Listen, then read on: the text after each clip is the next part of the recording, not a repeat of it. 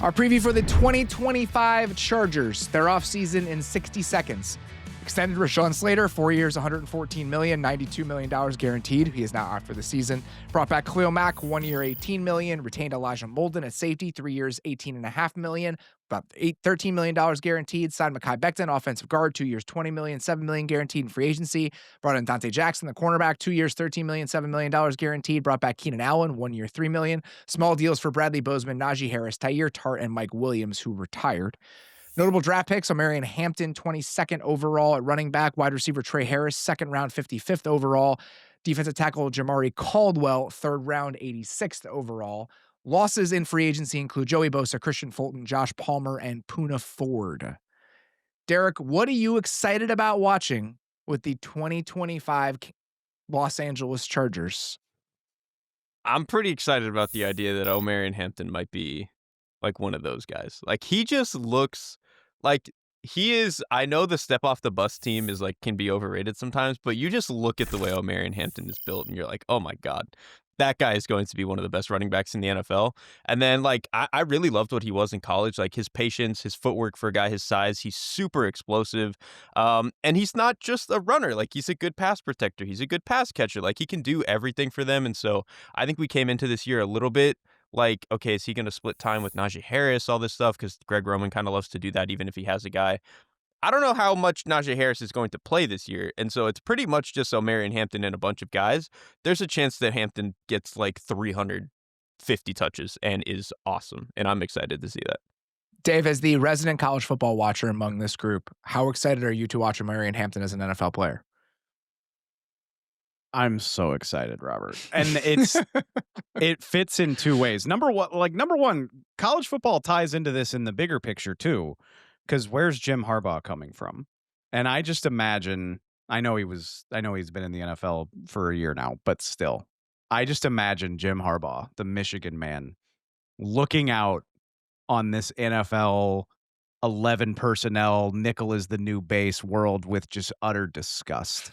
And I think Jim Harbaugh is like, we're going to put 9 men on the line. We're going to pound the rock. And what running back is going to help us do that the best? And Helman and Hampton visualizes that perfectly for the LA Chargers. The stat that made me fall in love with this guy the most is just that he led the ACC last year after Drake May left. Like, it's one thing to lead the ACC in rushing when your quarterback's a top 5 pick. He's the only guy that got drafted off North Carolina last year, and he led the ACC. Like, he is a workhorse in every sense of the word. He averaged 21 carries per game last year. He went over 100 yards in 8 of his 12. Like, he is a bell cow in a world where there just aren't that many coming out of college anymore. And I think Jim Harbaugh intends to use him that way. I kind of feel like the Chargers looked at their offensive line and they were like, well, if we can't fix this completely in one offseason, who can help us offset that the most? And I think it's Helman and Hampton. We're going to talk about that plan here in a little bit because I understand that that's the team they want to be. This, like, we're going to have all these big bodies. We're going to push you around. We're going to grind you down. That is not what happened last year. And so we're going to see how much Helman and Hampton can change that formula because there are not a lot of offensive line changes that might lead to that. But I don't want to spoil that conversation because that is coming a little bit later. What I'm excited about with this Chargers team is the Helman and Hampton part is definitely included here. I'm just excited to watch the young group of skill position players that they are starting to build around Justin Herbert. Some of these things are theoretical, even Hampton, but you combine that with Trey Harris coming into the building, Keandre Lambert-Smith, who they drafted, I believe, in the 5th round, who's had some really nice moments in the preseason and I think can be like a vertical down the field potential target for them. And Trey Harris they've been using him in ways that he was a vertical player in college, like very much like a vertical down the field type option when he was at Ole Miss. They've used him in like a slightly more varied way this preseason. So I think Keandre Lambert-Smith is going to kind of be that like take the top off down the sideline vertical shots type guy. I'm just curious how all of that shakes out. Like, do one of those guys pop and do we start to see just a more well-rounded group of pass catchers? Because last year was really just Ladd McConkey. I'm very excited to watch round 2 of Ladd McConkey as well. He was incredible last season. And if you look at the numbers that he was putting up last year, it's kind of ridiculous given some of the volume he had, the efficiency that he was still able to maintain. When you look at it with players with at least 50 targets last year, McConkey finished 12th in EPA per target last season. And if you go to yards per route run, just like pure efficiency metrics, here are the guys who had at least 50 or 75 targets last year who had a higher yards per route run than Ladd McConkey. Puka Nacua, A.J. Brown, Nico Collins, George Kittle, Justin Jefferson, Brian Thomas Jr., Mike Evans, Jamar Chase. That's it.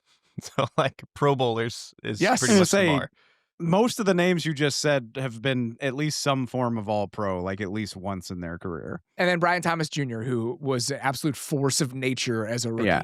And so he was so good last year, and his connection that he has with Herbert and watching that two-man game and all the ways that they can use McConkey, you drop a really talented running back into that mix, and we get something from those other young pieces that I think are going to get a lot of opportunities to play. I'm just curious what this group looks like by the end of the year. How does this shake out, and how do we feel about the combined weaponry for the Chargers at the end of the 2025 season compared to how we feel about it right now? And I'm just kind of interested to see, like, how they deploy them, like, not just, like, who ends up being good, but, like, to me, Trey Harris is, I mean, he's your ex. But they brought back Keenan Allen, who hopefully at this stage in his career is just a slot receiver. And then you have Keandre Lambert-Smith, who I think is your downfield guy. But Ladd McConkey can kind of do all of that stuff. Like, he's probably not as much as the X receiver as like Trey Harris can be, but he can be your vertical outside receiver. He can be your vertical slot receiver. He can be your underneath, just like find stuff in the zone slot receiver. Like, he to me is a lot of like peak Tyler Lockett is kind of like how I envision him, like the best version of that player. And so if he can now have a little bit more help outside of him and they can really utilize him in all the best ways instead of like, we have to throw you 15 targets a game no matter what, I think that can go a long way for this passing offense for sure. I think the bringing up the Keenan Allen thing is important because even if Keenan Allen's only making him $3 million this year, when you bring in somebody with that history, that pedigree, that prominence, especially within the organization, like they're probably going to use Keenan Allen. So how they end up using Keenan Allen, how redundant that is with the ways that they want to line up McConkey, I think that's absolutely an important thing to bring up. And it's the only downside to bringing in somebody like Keenan Allen at a stage like this is that you're probably going to eat into some of the opportunities for the younger guys, but there's a chance that they just don't think those young guys are really ready for those early season opportunities. So what that rotation looks like and what the usage looks like, absolutely, I think is worth paying attention to. Let's talk about the swing points for the 2025 Chargers, where this season might pivot for the Chargers. Derek, what do you got for me? One of these young players on defense has to be like a star. And I think that's possible. Like, I like a lot of these guys. Deion Henley is the guy to me who, like, we did a show earlier this offseason where me and Deontay Lee were trying to identify, like, who are the young defenders who can take a leap. And I brought up Deion Henley because, like, he's just, I think he can be that level of player. He's long, really good coverage skills, but it's just like, you want him to go from like B plus to A like level player. And I do think that he can do that, but we got to see it. And then Cam Hart and Tareeb Still, in the secondary, I think showed a lot of really good stuff as young players last year, but I think you kind of wonder about like, what is their ceiling really? And so I want to see if they can tap into a little bit something extra. I had something very similar to that. It was essentially just where from this young core of homegrown defensive players do they find their stars? And I think why this is particularly important for the Chargers, Dave, is that they didn't overextend themselves in free agency. I think they've made a very intentional point to not spend on outside guys that they don't think they're going to get returns from. And that's fine, right? It's fine to slow play your build and to make sure that you are going to find your best players in the draft. But if you're going to do it that way, you better find some stars in the draft. It puts a higher premium on making sure you can develop those in-house guys when you are not going to spend to the market on guys from outside of your building. And so you look at this collection of players that they've drafted over the last few years on defense. Derek mentioned Deion Henley. I think that's probably the best candidate to take that sort of step. I think they see it that way. You know, for them last year with him, it was if he sees things half a tick faster, how many more balls does he get his hands on? How many PBUs become interceptions? And you go from being a really good, promising young player to somebody who is surprisingly second team All-Pro. Like, there is not that big of a gap for Deion Henley specifically to get there. But then you include Tuli Tuipulotu, who is now going from their third edge rusher to definitively their second one. Like they need him to take a step forward. You mentioned the corners, Derek, and the other guy that, maybe if you are in a slightly different time in your point in your timeline and you draft a guy in the third round, he's going to be merely a rotational piece for you. Jamari Caldwell is going to have a chance to play for this team. They are going to need guys like him to start popping if the rest of this build is going to make sense. So what they get from that young core and who really does flash from that group, I think is really, really important for this team. I think the corners in particular are emblematic for me. And it's not to say like the other guys are good examples too, but Still and Hart are emblematic of this for me because you go into last season and I was somebody that was down on the Chargers last year. And part of that is because you look at it and you're like, all right, we're starting 2 fifth-round rookies. Like, these 2 guys are gonna play a lot. Like, how's that gonna go? And it went really well. Like, they Yeah. showed flashes. They were promising. Tariq still won the Atlanta game by his damn self. Like, he was great. It was awesome. And when you get pleasant surprises like that, I think there's a natural tendency to be like, okay, that's settled. These guys are gonna be here for a long time, and they're gonna be pieces of what we're doing going forward. And hopefully that's true. It's too early to say that yet. We know how it goes with young players. Progress is not linear. Odds are there's going to be some dips. Maybe one of these guys isn't going to be as exciting as you think he is right now. Or the flip side of that is maybe they both kick ass and it just completely changes our perception of this defense. But you got to see it. You got to see it play out a little bit more before we know for sure. I'll be really curious to see what those roles end up looking like for this team over the course of the season. Because as it currently stands, I think that they're going to play with a lot of 3 safeties, with Derwin James playing a majority of his snaps in the slot. Like if you think about the DNA of this defense specifically and what versions of it we've seen, in 2023, Derek, before they had injuries on the back end at safety, Kyle Hamilton was playing 70% of his snaps either in the slot or in the box. I do think that we're going to see that from Derwin James. I think that's why they paid Elijah Molden what they did in free agency. So I think it's going to be Molden, Gilman, and Derwin on the field for most plays, because Derwin's one of those guys where if you're playing against 11, if you're playing against 12, he'll probably be able to be in the slot and you'll be fine. The corner thing, it wasn't settled when I was there. And I was there on, I think, July 23rd, so very, very early in camp. And to read what Daniel Popper has written about it since, it's not settled now. So now you're working through Hart, Still, Dante Jackson, and Benjamin St-Juste a little bit for who those outside corners are going to be. And so I'll just be curious where they land. It still is a little bit undersized, but he's probably the best cover guy among all of them. Like, do they feel like Dante Jackson gives them a little bit more man coverage if they want to tap into that more than they have in recent years? So what that corner rotation looks like is probably the biggest personnel question still remaining for this defense. That's actually a really good point with like the personnel bleeding into like what they could play coverage wise. Because I love Cam Hart, but he's not a quick run with you man coverage corner in the way that Dante Jackson and Tariq Still can be. So that will be interesting. That will be interesting. And I think they see it where it might be like a situational thing, Mhm. where if we're playing a team that we feel like we need to play a little bit more man and they have some bigger bodies, is that a game where we see Benjamin St-Juste a little bit? Does the corner group look different in the red zone than it does in other areas of the field? And you hear this a lot with receiving cores, where they'll talk about how it's built like a basketball team, and obviously it helps with just the way that you can use those guys. That's the phrase they were using about their cornerback room with the Chargers. And so I'll be curious if Jesse Minter's kind of creative in the way that he thinks about those bodies compared to a lot of teams who are just like, those are our 3 guys. These are our 3 corners. These are the guys that we're going to play. So just something to keep an eye out for as this Charger season unfolds. What is keeping us up at night about the Los Angeles Chargers in 2025? Spoiler alert. We had our production meeting earlier today. All 3 of us had the exact same answer for what's keeping us up at night about the Chargers. Dave, lay it on me. What is your source of anxiety with this Chargers team? That the offensive line won't be appreciably different from last year. I'm Do we worried. need to say a whole lot else? I mean, I am now worried it might be evident. appreciably different in the wrong way. It might be like their It best could be offensive appreciably lineman worse. isn't out there anymore. Like it's tough.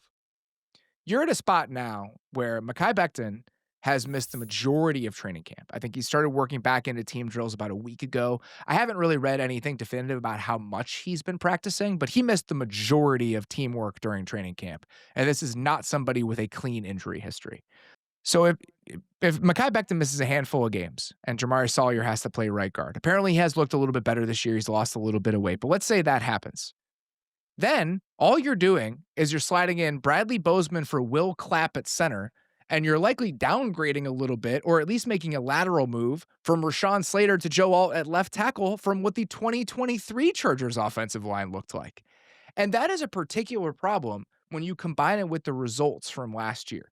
We talked about this, Dave. The run game was not good last season. And really, the only thing they've done to make it better are go out and get Mekhi Becton and draft Omarion Hampton. This team was middle of the pack in EPA per carry last year because they had a lot of explosive runs, especially early in the season with J.K. Dobbins, but they were 29th in success rate. And if you look at runs that went for 0 or negative yards, so teams kind of dictating the physicality of the game to you, which is not something we would ascribe to a Jim Harbaugh team, they finished 31st. Only the Dolphins were worse than them. I don't think Jim Harbaugh stylistically wants to be anything like the Miami Dolphins. And if you look at the teams in the bottom 5, the Vikings were 28th, the Seahawks were 29th, the Texans were 30th, the Chargers were 31st, and the Dolphins were 32nd. Let's go through all those teams.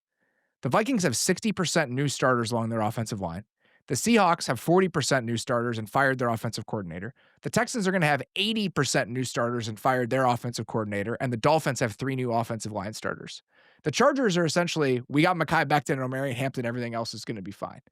And so I think that there is more at play here than just one guard for why this run game might have struggled. And I have lingering concerns that what they did this offseason can appreciably improve it.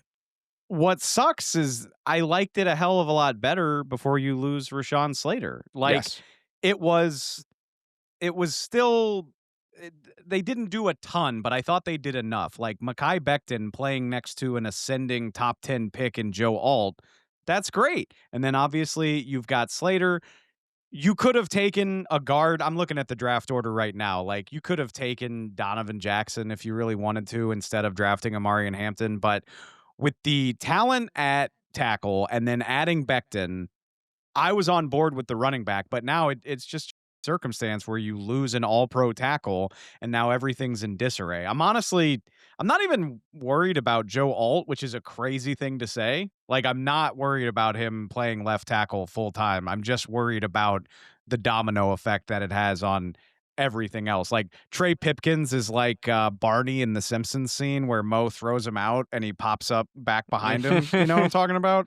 It's like, I thought we fixed this. I thought this was going to be better this year, and it just looks like it's not. I mean, Justin Herbert got sacked 29 times last year, and more than half of that is from guys that are like now going to be in the lineup. Yeah, and it's just tough. And as good as I feel about Hampton, and I do think Hampton can offset some of that, it felt easier to believe when everybody, like when the original version of this was in play. So yeah, if Omarion Hampton's getting hit behind the line of scrimmage on 26% of his rushing attempts this year, it doesn't really matter how good Omarion Hampton is. Yeah. So this isn't going to fix everything, but I do wonder if the potential issues at offensive line, drafting Omarion Hampton from the offense that he came from, if they become a little bit more of a gun team, which I think is probably something that Harbaugh doesn't want to do, but like Omarion Hampton was awesome out of the gun in college, and like Herbert, I think as a passer is very comfortable doing that. I don't think he needs the, get under center drop back stuff. So they were only like 35% under center last year. It was like slightly above average. So it's not like they were the Lions, but I do wonder if that drops to, I don't know, 23%, and they really just lean into being more of a gun team to try to get a little bit more efficient, maybe RPO the run game a little bit more. Well, I was gonna say, I think you could make an argument that it should go the other way, right? If they want it to be a little bit more efficient on the ground, do you get under center a little bit more because that helps your running game? And so I think that to me was always a question with this team is when you go from the Greg Roman running game in Baltimore, where the quarterback is part of the run game and you're in the gun all the time, to a team that doesn't have that quarterback run element, what does that look like? And I feel like them being as in the gun as much as they were last year, when you don't have the quarterback involved in that, it inherently limits how good your run game can be. Yeah, but I feel like even with an under center run game, it's not that well designed out of Roman unless you have the quarterback element of it, which they clearly do. They probably will lean one way or the other, but I don't know. I guess the issue too, if you become more of a gun team, then you really rely on more of the Greg Roman drop back game, which is maybe not something that I would want to be doing. So maybe you actually have it. Maybe you're on the right track actually. I just don't know what the right formula for this offense is Yeah. because I feel like running the ball, play action, I think is probably the direction that I would go when you're trying to be explosive. But if you're going to be a gun team, and they did use a ton of play action last year, but they were doing it from the gun, which is Hmm. just a little bit different than a lot of other teams. Like, I just feel like they never settled on what they wanted the offensive identity to be last year. And I don't think, and talking to people there this year, a lot of it was, well, we just need the run game to be better. We just need the run game to be better. And it wasn't really a lot of this is how we want to tweak stuff in the passing game. So I just don't know what to expect from them as they try to smooth out some of the issues that they had last year. Let's talk about what we're watching for the first month of the season with the Los Angeles Chargers. I think we had a similar answer to this, Derek, and so I'll just roll with the one that I had. I'm just curious how Jesse Minter evolves this defense in year two. This is a group that was so much better than anybody expected them to be last season. I mean, by a lot of advanced metrics, this was like definitively a top 10 defense, and they did it without a lot of high end talent. So I'm just curious what Act Two from this group looks like, where, okay, we have defined weaknesses. We have things that we papered over last year that will probably get exposed over time. How do we make sure we're accounting for those things a little bit better this time around? And I'm just interested to see what it looks like style wise and feel wise because like they to me, so I think kind of the best way to describe the kind of defense they play is they are very like they just don't make mistakes and they force you to make big plays. Last year, on completed passes, they were the second best passing defense in terms of defensive success rate. The only team above them was the Philadelphia Eagles. And how have we always talked about the Eagles? It's like they're not doing a bunch of crazy shit. They're just forcing you to consistently make the right play over and over and over and over again. And the Chargers, I do think, did a really good job with that. The difference to me between them and Philly is Philly has more like actual star firepower that they can lean on when they Yeah. really need it. Whereas the Chargers have not always had all of that. And so there's part of me in the back of my mind that's like, all right, if you're playing this conservative-ish defense and you don't really have the stars, is that something that can sustain itself without changing? So to me, I'm just looking for them to maybe get a little bit more aggressive with some of their pressure calls, maybe get a little bit more, or I would say less vanilla with some of the coverages that they like to play in the back end, maybe get a little bit more aggressive to, again, make up for not having that much star power on the roster. Yeah, and I think that's fair, and I think they're probably in a similar headspace in terms of where they need to fill in the gaps a little bit heading into this year. If you look at two areas that I think I would point out where, even though this defense overall was very good, this is where they struggled. They finished 19th in run defense success last year. Given how light their boxes they play are, which I think it was second in the NFL, I think only the Eagles play with lighter boxes. That's okay. Like the run defense was not atrocious last year, but if you look at when teams were trying to kind of assert themselves against them on the ground. First down and then under center runs. Like we are dictating the terms to you. The Chargers finished 27th in the NFL in defensive success rate on under center runs, and they were dead last in run defense success rate on first down. They allowed 5.7 yards per carry on first down. And so that's an issue. And I think that's something they know and have to get better at. And then you change it to kind of the complete opposite situationally on third and like short and third and medium. That's where they had a lot of issues last year. On 3rd and 7+, they were number 1 in the NFL in success rate on defense, 23.5%. They played 72% zone on those plays. On third and short and medium, they were 13th in the NFL in passing success rate because they were playing mostly man on those plays. And they are just not set up last year to do that. Well, now you have Dante Jackson. Now you have St. Juice. Okay, we'll see what you can get from the second-year guys and whether or not they're a little bit more comfortable. I think overall they know what they have at corner this year, and I think that they can lean on those guys in a way that they couldn't last year. So I think those are two areas where those are issues that need to be addressed, and I think that we're going to see slight tweaks to try to get ahead of those a little bit. Two personnel things just to throw out about the way that this team is constructed and maybe a couple of the issues that we might see. They feel like they have more capable bodies at defensive tackle this year than they had coming into last year. But last year, Poona Ford really kind of separated himself. And I don't think they have one of those guys this year. I think it's a lot of similar body types, similar skill sets, a lot of space eaters, a lot of guys that are willing to kind of chew rocks and eat up blocks. I think you're going to feel the fact that they don't have a real penetrator as part of that group, though. That's a skill set that eventually does need to get added to the mix here. And one of the issues with that is when you combine it with the lack of edge depth that this team has, you just wonder where the pass rush pop is going to be coming from. You know, Thule, we'll see if he can take a step. But beyond that, you're talking about Bud Dupree. You're talking about Kennard, who I think is not even going to start the season healthy, and Caleb Murphy. You know, Caleb Murphy might be their like third-ish pass rusher because Bud Dupree is really just like a specific situational guy at this point. So that's one area where I don't know if it's changed over the course of training camp, but I wouldn't be surprised if they were having conversations about needing to add some sort of outside body to the mix there. And I don't know like who it would be at this stage, but like that is ultimately what it comes down to me, where I'm like, they cannot dictate the game to other teams. Like, again, they're really, really good at not making mistakes and forcing teams to really like be clean. But these teams who have star power and can kick their ass, like the Chargers just don't have firepower to fight that. They don't have DTs who can get into the backfield.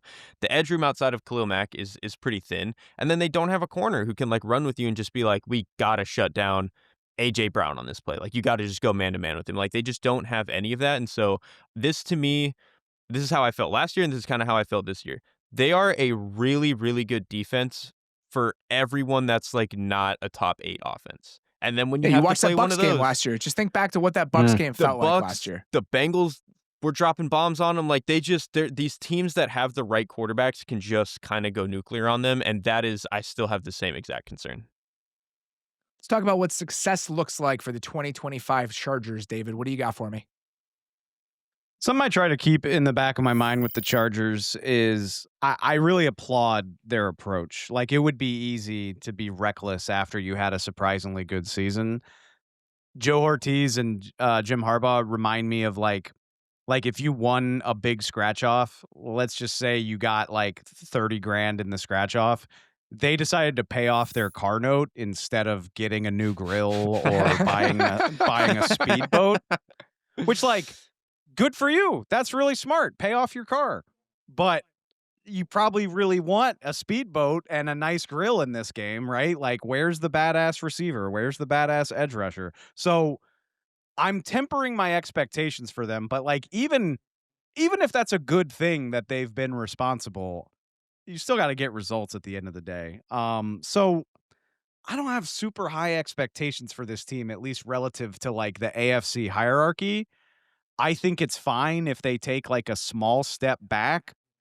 That said, when you have Justin Herbert and they don't have a bad roster, like I think you got to at least have a winning record here. I don't need a whole lot else, but like a winning record, maybe you make the playoffs or at least you're playing for it at the end of the year. I think that's fine. Derek, what do you got? I'm pretty much in the same boat. Like, success is probably squeaking into the playoffs again, but I feel not that confident that they're going to do it necessarily at this stage. It's just, I think when I think the quarterback is that good and the head coach is that good, that's kind of the standard I'm going to hold you to, even if I don't necessarily believe the rest of the roster is there. Derek's going to put 26 teams in the playoffs by the time we get to the end of these previews. It's a competitive league. Go Everybody's a failure in Derek's eyes. Mm-hmm. I love it, though. I think have a winning record is pretty good. Like, the way that I was framing that is just show a reasonable floor. Like, whether that floor is 8-9, 9-8, like, you are going to be in the mix consistently each year, even if you're not pushing in the way that some other teams did this offseason. And I do think on a more granular level, you need to develop 3 or 4 of these young guys. Like, you need to come out of this year feeling pretty good about the difference makers you have in-house because of the way that you're trying to develop and grow this roster. And if you don't have that, if by the end of this season, Deion Henley doesn't become that guy, if Joe Alt isn't like a Pro Bowl kind of borderline all-pro level tackle, if one of those corners doesn't pop, if one of those defensive linemen doesn't pop, then we get to the end of the year and the roster feels, and the receivers I think I'd throw in there too. You get to the end of the year, then the roster feels kind of like it did at the end of last year. And I think that would be a problem for them. If we're thinking about the Chargers and talking about the Chargers when it comes to roster talent in the same way on New Year's Day 2026 as we did on New Year's Day 2025, where it's, they're well coached, but they just don't really have the horses, that to me would be a problem. Because at some point, you need a couple of those guys to start emerging. Thanks for watching the Athletic Football Show. Subscribe to the channel to keep up with us. Like and comment on this video, and we'll see you next time.